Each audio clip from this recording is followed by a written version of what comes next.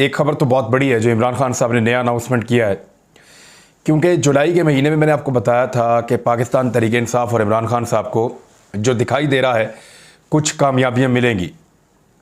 फिर आपने देखा कि उन्होंने पंजाब में अपनी हुकूमत वापस हासिल कर ली और जुलाई के महीने की सबसे बड़ी कामयाबी उनकी यही थी। अब उसके बाद जो दूसरी चीज़ आई वो अगस्त का महीना जब शुरू हुआ तो अब इमरान खान साहब को वफाक की तरफ देखना पड़ेगा। पंजाब में कामयाबी हासिल करने के बाद वफाक की तरफ देखना है और पाकिस्तान को जनरल इलेक्शन की तरफ लेकर जाना है। वो 2/3 अक्सरियत हासिल करना चाहते हैं और उसके लिए मोमेंटम बना रहे हैं।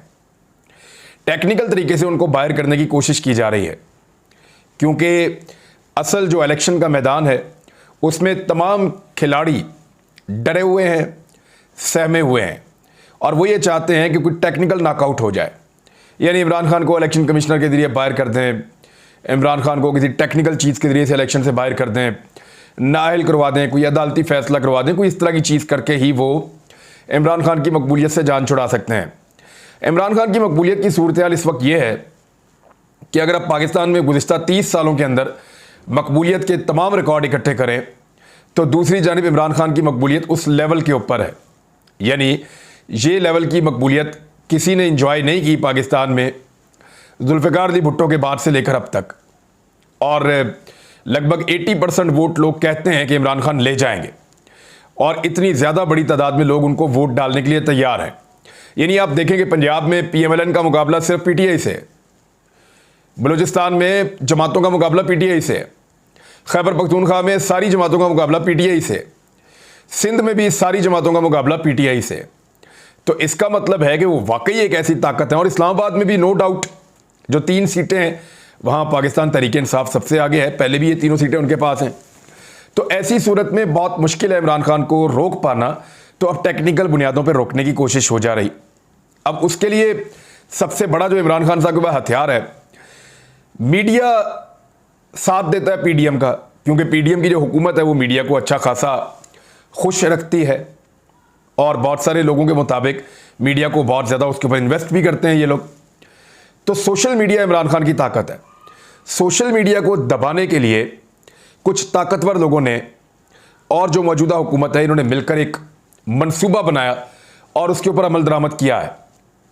देखिए, मैंने बड़े अरसे के बाद देखा, यानी 4-5 माह के बाद मैंने पहली मरतबा देखा कि DGISPR ने कोई ट्वीट किया और लोगों ने उसके नीचे उस तरह का रद्द-ए-अमल नहीं दिया जैसा रद्द-ए-अमल वो उनकी ट्वीट्स के नीचे दे रहे थे।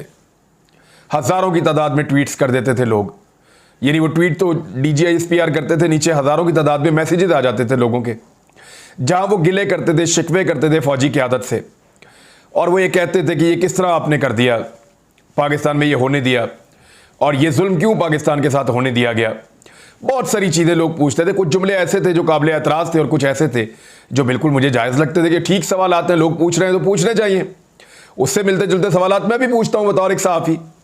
अब हुआ ये कि पहली मरतबा मैंने ऐसा देखा कि DGISPR ने एक ट्वीट किया और उस ट्वीट के ऊपर लोगों ने उस तरह का रद्द-ए-अमल नहीं दिया।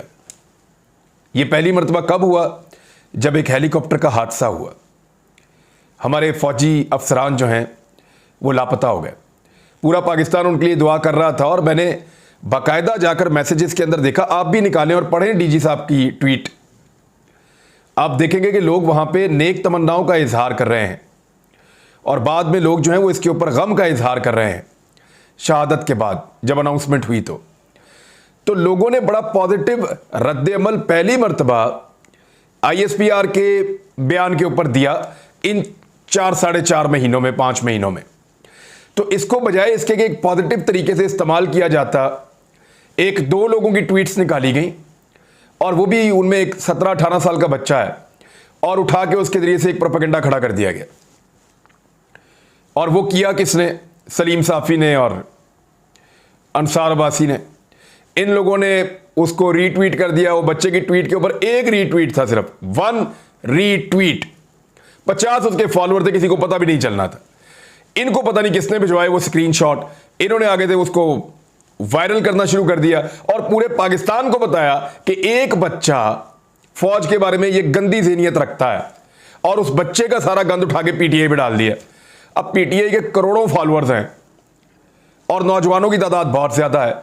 उनमें अगर कोई भी एक गलती करता है तो आप उसका जिम्मा तो नहीं दे सकते उस जमात को। PMLN के 70-70 हज़ार 50-50 हज़ार फॉलोअर वाले लोग फौज को क्या गालियां दे रहे हैं, जरा वो भी आप देखें। अब पाकिस्तान तहरीक इंसाफ ने तंग आकर जब आप किसी को दीवार के साथ लगाते हैं, यानी ये मौका हमारे इदारों ने ज़ाया किया कि जब लोग पूरी ताकत के साथ उनके साथ खड़े थे और इजहार यकजहती कर रहे थे एक हादसे के बाद, तो बजाय इसके कि लोगों को गले से लगाते और इस चीज़ का फ़ायदा उठाते कि जो दूरियां पैदा हो गई उनको ख़त्म किया जाए, इस हुकूमत ने एक साजिश के तहत इस मामले को इतना फैलाया और इतना गुस्सा इसके ऊपर बढ़ाया और टेम्परामेंट को वहां ले गई मीडिया को इस्तेमाल करते हुए कि अब जो है वो एक नया दीवार के साथ एक पार्टी को लगाया गया और वो दीवार से लगने की बजाय उन्होंने अब एक काउंटर ओपिनियन देना शुरू कर दी है। उसमें वो निकाल के दिखा रहे हैं कि जनाब ये PMLN ने कहा, ये PMLN ने कहा, ये PMLN ने कहा, ये मरियम फॉलो करती है, ये फलां फॉलो करता है, ये सब मिलके देखें ये क्या हो रहा है। बल्कि उन्होंने एक वीडियो भी जारी कर दी है, वो वीडियो भी आप जाकर देखें, आपको पता चलता है। मैंने ट्वीट भी इसको रीट्वीट किया एक जगह पे कि और कर लें आप प्रोपेगेंडा। आप ये इस हुकूमत का किया दड़ा है जो उस इदारे के सामने आ गया जो नहीं आना चाहिए था। इस हुकूमत ने गलत पोर्ट्रे किया सारा मामले को, और मेरे पास ये कानूनी हक मौजूद है, मैं उस बच्चे को अदालत ले जा सकता हूं और उन तमाम टीवी चैनल्स को भी नोटिस कर सकता हूं जिन्होंने मेरे खिलाफ ये प्रोपेगेंडा किया है कि मुझे देखने के बाद उन्होंने ये सारा कुछ किया है। उस बच्चे ने, यानी उस बच्चे ने ये बयान दिया, उसको मैं अदालत ले जाता हूं, बताओ भी मैंने कौन सी ऐसी बात की है जिसके ऊपर तुमने ये किया है। तो क्या जवाब देगा अदालत के अंदर, क्या जवाब देगा? यही कहेगा ना दबाव के अंदर आके मैंने ये स्टेटमेंट दिया था, और क्या कह सकता है। बहरहाल छोड़ें उसको। अब ये जो शोहदा के मामले के ऊपर जो एक प्रोपेगेंडा शुरू किया गया, मेरे ख्याल में शोहदा और उनके लवाहिकीन को माफ रखें, उनको इस गंदी सियासत से बाहर रखें, अपने फैसलों और अपनी पॉलिसीज के नताइज से उनको बाहर रखें। जो किया धड़ा है, जिसका है वो भुगते उसको, लेकिन कम से कम शोहदा को टारगेट ना करें, मेरी ये आप सबसे गुजारिश है। उन मीडिया चैनल से भी है, हुकूमत से भी है और उन ताकतवर लोगों से भी कि खुदा का वास्ता शोहदा को माफ करें और उनको इस लड़ाई के अंदर उनके लवाहिकीन की दिलादारी ना की जाए। और मैं जो पॉलिटिकल वर्कर या सोशल मीडिया के लोग इस किस्म की खुराफात करते हैं जैसे उस बच्चे ने की है, उनसे भी मैं कहता हूं कि ये लिमिट और ये रेड लाइन इसको क्रॉस ना करें। फौज हमारी है, इख्तिलाफ एक पॉलिसी का है और वो चंद लोगों से आपका हो सकता है, फौज से नहीं हो सकता। दूसरी जानिब इमरान खान साहब ने एक बड़ा अनाउंसमेंट कर दिया है यौम आज़ादी के मौके पर। 13 तारीख को इमरान खान साहब ने एक जलसे की अनाउंसमेंट की है। 13 तारीख को वो इस्लामाबाद में परेड ग्राउंड में पूरे पाकिस्तान से कारकुनों को बुला रहे हैं और परेड ग्राउंड के अंदर वो जलसा करने वाले हैं। 14 अगस्त का जो जश्न है वो वहीं पे लोग मनाएंगे। 12 बजे तक इसका मतलब है लोग वहीं पे रहेंगे और 12 बजे वहां पे आतिशबाजी का मुजाहरा भी होगा। तो पूरा पाकिस्तान बढ़ेगा इस्लामाबाद की जानिब। और इस मरतबा जब ये जलसा होने जा रहा है तो पंजाब में इमरान खान साहब की हुकूमत है और राणा सनाउल्लाह साहब के बाद पंजाब पुलिस की ताकत भी नहीं है। खैबर पख्तूनख्वा से लोग आ रहे हैं, पंजाब से लोग आ रहे हैं, कश्मीर और गिलगित बल्तिस्तान से भी लोग आ रहे हैं और रावलपिंडी इस्लामाबाद के लोग तो डेफिनेटली निकलेंगे। तो एक बड़ा जलसा इमरान खान साहब करने जा रहे हैं जिसमें कुछ अहम तरीन अनाउंसमेंट वो करेंगे इलेक्शन को लेकर कि जनरल इलेक्शन अब जल्द अज जल्द करवाया जाए। पाकिस्तान मजीद खराबी का मुतहम्मिल नहीं हो सकता। मईशत बहुत बुरी तरह तबाह हुई है, इसको मजीद तबाही से बचाना है तो पाकिस्तान को फौरन इलेक्शन की तरफ लेकर जाए। 13 की रात को जलसा है, 14 अगस्त की सेलिब्रेशन रात 12 बजे के बाद वहीं पर होगी। अब एक और चीज़ है, एक सवाल बहुत बड़ा पैदा हो गया, मुख्तलिफ पॉलिटिकल पार्टीज के वर्कर ये सवाल कर रहे हैं और बड़ी शद्द और मद के साथ ये सवाल कर रहे हैं कि क्या जो मुख्तलिफ पॉलिटिकल पार्टीज की क़यादतें हैं, इमरान खान ने तो अपने आप को पेश किया ना बतौर लीडर कि तुम 9 हल्कों में इलेक्शन करा रहे हो, मैं 9 के 9 हल्कों में खुद इलेक्शन लड़ने के लिए आ रहा हूं। अब सवाल ये पूछा जा रहा है कि क्या फजलुर रहमान साहब इलेक्शन लड़ने के लिए आ रहे हैं इमरान खान साहब के मुकाबले में? यानी खैबर पख्तूनख्वा में 4 हल्कों में इलेक्शन है, चले 4 में से 2 पे मौलाना फजलुर रहमान साहब आ जाएं और आकर इमरान खान का मुकाबला करें। असफंदयार वली जो ANP के सरबराह हैं, क्या वो इलेक्शन लड़ने आ रहे हैं इमरान खान साहब के मुकाबले में? क्या जमात इस्लामी वहाँ से इलेक्शन लड़ रही है इमरान खान साहब के मुकाबले में? या जो बड़े बड़े नाम है, शरीफ खानदान का कोई फ़र्द पंजाब के हल्कों में क्या इमरान खान साहब के मुकाबले में इलेक्शन लड़ेगा? जिन 2 हल्कों में इलेक्शन यहाँ पे होने जा रहे हैं, बड़ा सवाल है, इसका जवाब आना चाहिए। क्या जरदारी खानदान उतरेगा कराची के 3 हलकों के इलेक्शन में, लियारी का इलेक्शन भी है वहां पे, लियारी का इलेक्शन भी है जहां पीपल्स पार्टी हमेशा जीतती थी। क्या जरदारी साहब अपनी बेटी को उतारेंगे या खुद रिजाइन करके वो इमरान खान साहब के मुकाबले में आना पसंद करेंगे? रिजाइन करने की जरूरत नहीं है, खुद ही आ जाएं लियारी के अंदर इमरान खान का मुकाबला करने के लिए। सिंध में उनकी हुकूमत भी है, फिर भी आ जाएं।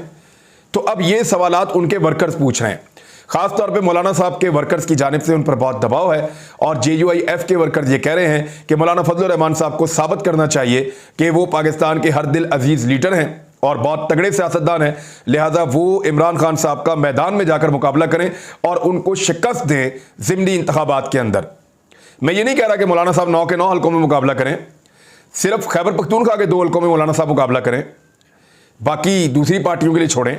पंजाब में नून लीग में शरीफ खानदान मुकाबला करे इमरान खान साहब का, और सिंध के जो कराची के इलेक्शंस हैं वहाँ पे मुकाबला करें आकर खुद जरदारी खानदान के लोग, और वो इलेक्शन लड़ें और देखें कि दूध का दूध और पानी का पानी कैसा होता है। तो इमरान खान साहब के खौफ से ऐसा लगता है सारी दीवार के साथ लगे हुए हैं, लेकिन इनके कारकुनों का दबाव इनके ऊपर, सबके ऊपर बहुत ज़्यादा है। अब आ जाए मिफ्ता इस्माइल का एक स्टेटमेंट है उसकी तरफ, लेकिन उससे पहले नवाज शरीफ साहब की वतन वापसी के ऊपर इनकी पार्टी तकसीम हो गई है और इमरान खान साहब ने वैसे भी एक ऑर्डर किया है, वो ऑर्डर मैं आपको बता देता हूं। नवाज शरीफ को वापस लाने के लिए इमरान खान साहब ने कानूनी टीम को अदालतों से रुजू करने की हदायत कर दी है। पंजाब काबीना के हलफ उठाने के बाद, जो अब हो चुका है, हलफ उठा लिया है पंजाब काबीना के वज़रा ने, दरखास्त लाहौर हाई कोर्ट में दायर की जाएगी। यानी अब लाहौर हाई कोर्ट के अंदर बाकायदा दरखास्त दायर होगी और उसके नतीजे में नवाज शरीफ साहब को वतन वापस लाने की कोशिश की जाएगी। एक तरफ तो ये कह रहे हैं कि नवाज शरीफ साहब खुद वतन वापस आ रहे हैं, पार्टी तकसीम है, आधी कह रही है आ रहे हैं, आधी कह रही है नहीं आ रहे, और दूसरी तरफ मियां नवाज शरीफ साहब को इमरान खान साहब वापस लाना चाहते हैं कि पंजाब हुकूमत जाकर कहे कि अदालती हुक्म के बावजूद ये वापस नहीं आ रहा है। अभी तक किसी डॉक्टर को, किसी गवर्नमेंट को किसी लेवल के ऊपर सेटिस्फाई भी नहीं कर पाए, जो बोर्ड बना हुआ है उसको भी मुतमईन नहीं कर पाए। लिहाजा मियां साहब को फौरन इश्तिहारी तो हैं, उनको पाकिस्तान वापस बुलाया जाए और ये कार्रवाई जो है उसको आगे बढ़ाया जाए, ये है। अच्छा, साथ ही साथ जो है नवाज शरीफ को वापस लाने के हवाले से मुस्लिम लीग नून 2 हिस्सों में तकसीम हो गई है। कैसे? पहला हिस्सा तो ये कह रहा है कि नवाज शरीफ साहब वापस आ जाएंगे 15 सितंबर तक। पहले इसहाक डार साहब के बारे में भी ऐसे ही कह रहे थे, लेकिन दूसरा हिस्सा PMLN का ये कह रहा है कि नवाज शरीफ साहब को वो जेल नहीं भेजना चाहते और मियां साहब खुद भी अब जेल नहीं जाना चाहते। हाँ, अगर टोकन के तौर पे जेल जाना हो थोड़ी देर के लिए, फिर वापस अपने रायवंड वाले घर में आ जाएं तो फिर तो कोई बात नहीं है, उससे थोड़ी सी पॉपुलैरिटी मिलती है 2-4 दिन अगर वो जेल में रहें तो इससे। लेकिन मियां नवाज शरीफ साहब खुद जेल नहीं जाना चाहते और वो जेल जाने से कतरा रहे हैं और उनकी पार्टी भी उनको नहीं भेजना चाहती, उनके फैमिली मेंबर्स भी उनको नहीं भेजना चाहते। तो वो कह रहे हैं कि जब तक मामला सेटल नहीं हो जाते तब तक मियां नवाज शरीफ साहब जेल जाने के लिए वापस नहीं आएंगे। मरकजी रहनुमा शाहिद खाकान अब्बासी, जावेद लतीफ़, इरफान सिद्दीकी साहब, ये लोग लंदन में मौजूद हैं और वह मुशावरत कर रहे हैं। एक लीगी रहनुमा ने यह बताया है ज़राए के मुताबिक, और ये अरब पे खबर छपी है, कि नवाज शरीफ को वतन वापसी पर जेल में नहीं देखना चाहती पार्टी की लीडरशिप और मामला ठीक होने पर भी उन्हें वापस आने का मशवरा दिया जाएगा मियां नवाज शरीफ साहब को। PTI के खिलाफ जो फॉरेन फंडिंग केस है उसका दायरा कर बढ़ाया जा रहा है, बहुत ज़ोरदार तरीके से FIA को चढ़ा दिया गया है और ऐसा लगता है कि FIA के पास एक ही काम है करने का, इसको भी बुलाओ उसको भी बुलाओ, महमूद रशीद को और असद कैसर को, दीगर सबको, कुछ और लोगों को। तो अब वो इस सारी केस के ऊपर, ममनुआ फंडिंग केस के ऊपर FIA काम कर रही है। लेकिन मेरा नहीं ख्याल कि इसमें कुछ निकलेगा, क्योंकि अभी इलेक्शन कमीशन ऑफ पाकिस्तान का सिर्फ शोकाज नोटिस है और उस शोकाज नोटिस का जवाब जाएगा पहले और फिर वो अदालत में भी चैलेंज होगा। तो FIA सिर्फ भाग दौड़ कर सकती है, इसके ऊपर कुछ ज़्यादा काम वो कर नहीं पाएंगे। मिफ्ता इस्माइल साहब ने एक स्टेटमेंट दिया है और उन्होंने ये कहा है कि दुनिया से पैसे मांगते हुए शर्म आती है। कभी शहबाज शरीफ के फ़ोन करवाने पड़ते हैं, कभी जनरल बाजवा के फ़ोन करवाने पड़ते हैं, तो शर्म आती है। तो इनको उस वक्त शर्म नहीं आ रही थी जब शब खून मारा था और एक अक्सरियत की हुकूमत को गिराकर अकलियती पार्टी ने हुकूमत बना ली थी। उस वक्त भी शर्म नहीं आ रही थी जब पेट्रोल को महंगा कर रहे थे और तारीखी महंगाई कर दी। उस वक्त भी शर्म नहीं आ रही थी जब महंगाई को 40% पे ले गए। जब बिजली की कीमत दुगनी की तब भी शर्म नहीं आ रही थी। जब गैस की कीमत को 50% तक बढ़ा दिया तब भी शर्म नहीं आ रही थी। उस वक्त भी शर्म नहीं आ रही थी जब ये कहा इनके वज़ीर आज़म ने कि बेगर्स आर नॉट चूज़र्स, के बेकारियों की कोई चॉइस नहीं होती, उनकी अपनी कोई पसंद नहीं होती। उस वक्त भी शर्म नहीं आ रही थी। जब IMF के तमाम शराइत के आगे सरनगू हो गए थे और तमाम शराइत मान ली गई थी, बल्कि अब लेवीज़ को भी डबल कर दिया गया है, टैक्सेस को, तो उसके ऊपर भी कोई शर्म नहीं आ रही थी। तो अब शर्म आती है पैसे मांगते हुए। एक्चुअली अब ये नाकाम हो चुके हैं, तो नाकामी का एतराफ़ हिस्सों में, किस्तों में इस तरीके से कर रहे हैं। अब तक के लिए इतना ही। अपना ख्याल रखिएगा, अपने इस चैनल का भी। अल्लाह हाफ़िज़।